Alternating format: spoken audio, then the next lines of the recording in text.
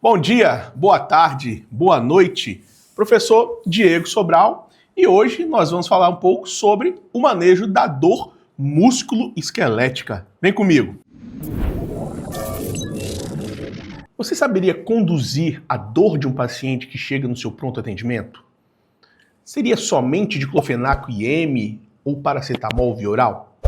Hoje a gente vai falar rapidamente sobre os medicamentos e como conduzir casos de dor, o manejo da dor no nosso pronto atendimento. Primeiramente, a gente tem que entender o que é dor. Dor é uma experiência sensitiva e emocional desagradável, correto? Então a gente parte do princípio que a gente está pensando de um paciente que teve um pequeno trauma, ou seja, bateu o dedo na porta, ou então a gente pensa num paciente que teve uma queda de moto, certo? Esses quadros são dores agudas, também conhecidas como dores nociceptivas, decorrentes de um trauma, um dano real potencial que teve uma lesão tecidual. Ponto. Ok? Nesses casos, a gente sempre precisa, antes de tudo, fazer a nossa avaliação da dor. E o que seria a nossa avaliação da dor? Primeiro, anamnese, exame físico.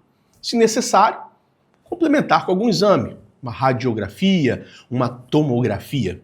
Feito isso, a gente precisa fazer a escala para mensurar a dor do paciente. Então, geralmente, a gente usa a escala da dor. Coloca na tela. Essa escala da dor, 0 a 10, sendo 0 dor nenhuma e 10 a pior dor do mundo, a gente sempre pergunta para o paciente, respeitando também, o que o paciente vai falar. A partir disso, a gente entra com a escada analgésica da OMS, que são 4 degraus. O primeiro degrau, geralmente é a dor leve, que a gente faz um analgésico simples, associado ou não a um anti-inflamatório. O segundo degrau, uma dor moderada. Então, a gente associa, além do analgésico e anti-inflamatório, um opioide fraco. No terceiro degrau, já é uma dor mais intensa. Então, a gente já associa um opioide forte. Já no quarto degrau, já são procedimentos intervencionistas. Para nós, do pronto atendimento, do pronto-socorro, da linha de frente, a gente precisa se atentar ao primeiro, segundo e terceiro degrau. Então, a gente vai falar um pouquinho sobre esses 3 degraus, certo?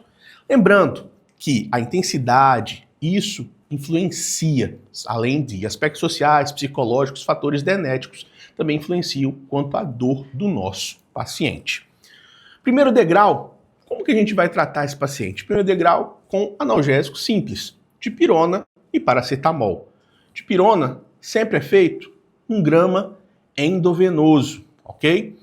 Caso o paciente tenha alergia à dipirona endovenosa, aí a gente pode fazer o paracetamol 750 miligramas. Associamos ou não a um anti-inflamatório, correto? Já no segundo degrau, a gente faz a analgesia com analgésico simples, dipirona ou paracetamol. Associamos um anti-inflamatório ou não, cetoprofeno, ou então um tenoxicam, e junto disso, um opioide fraco, geralmente tramadol endovenoso ou uma codeína. Ok? Terceiro degrau, a gente faz analgésico forte, a morfina, que é bastante conhecida em todos os pronto-atendimentos. Ficou muito conhecida a oxicodona através do seriado House. Lembrar sempre que esses analgésicos opioides fortes, eles têm grande adicção pelo paciente, então a gente precisa de bastante parcimônia no uso dele. Ok? Já o quarto degrau são procedimentos intervencionistas, então a gente não costuma mencionar eles. Na linha de frente, pronto atendimento, pronto-socorro, primeiro, segundo e terceiro degrau. Ok? Vou colocar agora na tela 3 tabelas com os medicamentos para a gente ter em mente e discutir sobre eles. Ok? Vamos lá. Analgésico simples, dipirona, 500 miligramas a 1 grama. Geralmente, paciente, a gente faz 1 grama de dipirona de 6 em 6 horas. A gente pode fazer até 4 gramas por dia. Lembrando que tem o risco de agranulocitose, mas é muito raro. Só se a gente fizer doses cavalares, assim como o paracetamol. 500 e 700 miligramas por dia de 6 em 6 horas. A gente pode fazer até 3 gramas por dia, certo? lembrando também do risco de hepatotoxicidade. De anti-inflamatórios, a gente tem os não seletivos e o COX-2 seletivo. De preferência, eu prefiro o inibidor da COX-2, o celecoxib, 200 mg de 12 em 12 horas, de 3 a 5 dias. Lembrar, né, que eles podem ter efeitos colaterais tanto gastrointestinal, renal e cardiovascular. Pessoal, não façam anti-inflamatórios para idosos, ok? E sempre façam o mínimo tempo possível em virtude dos efeitos colaterais. Agora, passando para os analgésicos opioides, nós temos codeína e tramadol. Codeína de 15 a 30 miligramas até 6 em 6 horas, certo? Lembrando que a codeína pode causar constipação. E o tramadol de 50 a 100 miligramas até 4 em 4 horas.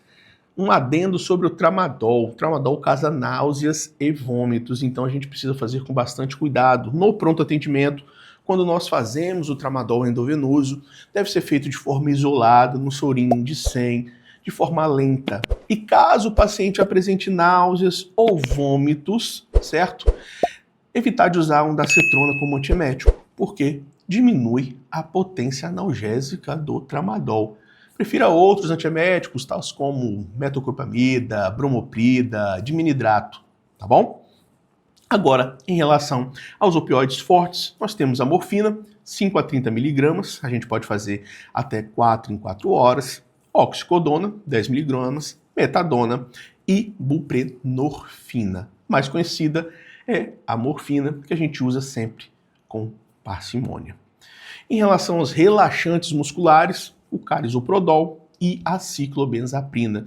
Nesses casos, a gente só vai usar esses relaxantes musculares em situações pontuais, pacientes que tiveram traumas musculares, ok?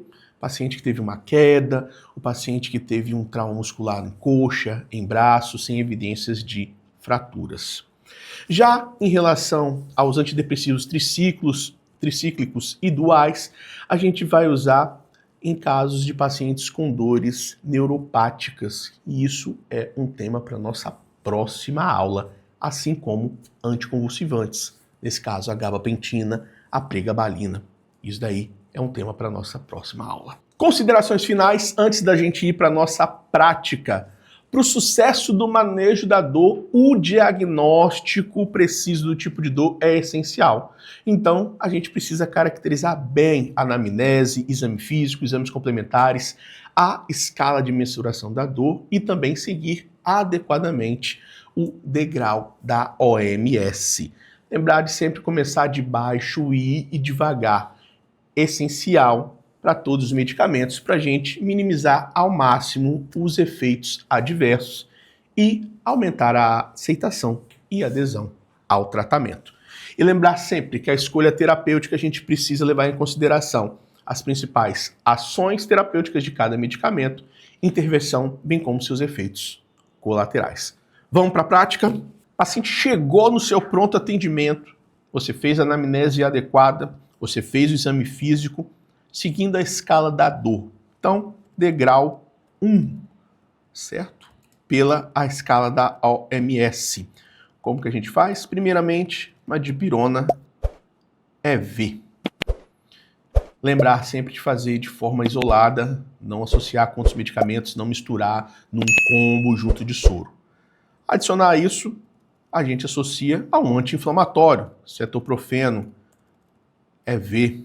Geralmente vem na bolsinha de 100 miligramas por ml. Correr de forma lenta. Após 15 a 30 minutos, a gente vai fazer uma reavaliação desse paciente. Se o paciente relatar melhora da dor, ótimo. A gente passa alta para casa, dipirona 1 grama, via oral de 6 em 6 horas, associa um cetoprofeno 100 miligramas de 12 em 12 horas por 3 a 5 dias. Lembrar, se for paciente idoso, a gente não faz anti-inflamatório. Caso o paciente ainda permaneça com dor, a gente pode fazer o famoso tramadol. Lembrar que o tramadol endovenoso, ele fica na apresentação de 100 miligramas por ml. Ele é associado a um Sorin de 100 ml. E a gente vai fazer de forma lenta, ou seja, vai correr lento este medicamento. Caso o paciente apresente náuseas ou vômito, primeiramente, fecha o equipo, ok? Fecha o equipo e, se for administrar algum antiemético, evitar a ondansetrona. Por quê? Porque ela vai diminuir a ação analgésica do seu medicamento, ok? Após 15 a 30 minutos, faça uma reavaliação do paciente. Caso o paciente apresente melhora da dor, a gente pode fazer novamente a alta dele. O que a gente pode dar alta? Dipirona 1 grama.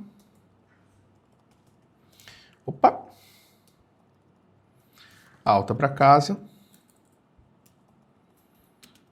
Dipirona 1 grama via oral, de 6 em 6 horas.